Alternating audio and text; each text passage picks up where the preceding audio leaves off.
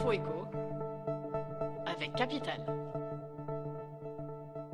L'info pratique capitale, la création d'un régime universel est l'évolution la plus importante annoncée pour 2020 en matière de retraite. Mais ce n'est pas la seule. Autre avancée majeure.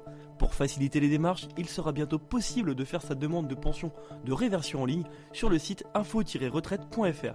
Revalorisation des pensions inférieures à 2000 €, augmentation de l'ASPA ou encore ex-minimum vieillesse, retrouvez sur capital.fr l'ensemble des changements qui s'opéreront cette année sur vos retraites. Le coup de gueule du jour est de nouveau poussé par notre chroniqueur Henri Buzicazo, le président de l'Institut du Management des Services Immobiliers.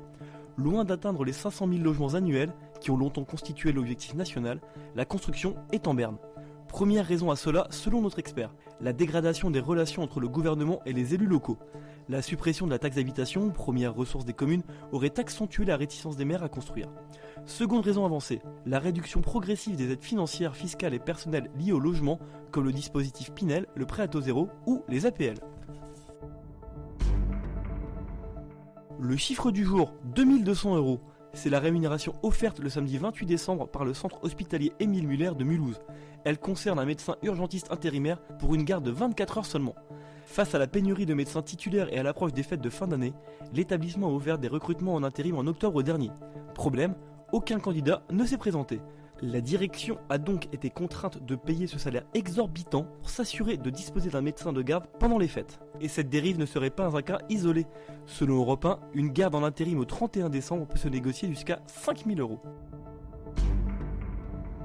Et on termine avec ce rebondissement dans l'affaire Carlos Ghosn. L'ancien PDG de Renault a quitté le Japon pour rejoindre Beyrouth, la capitale du Liban. Les conditions de ce voyage ne sont pas claires pour l'instant. On ne sait pas si les autorités japonaises l'ont autorisé, par exemple. L'homme d'affaires était assigné à résidence à Tokyo depuis avril dernier. Joint par Europe 1, son entourage explique qu'il ne souhaite pas se soustraire à la justice japonaise. Mais, toujours selon son entourage, le contexte autour de cette affaire ne lui laisserait pas la possibilité d'espérer un procès équitable. C'était l'Info écho avec Capital.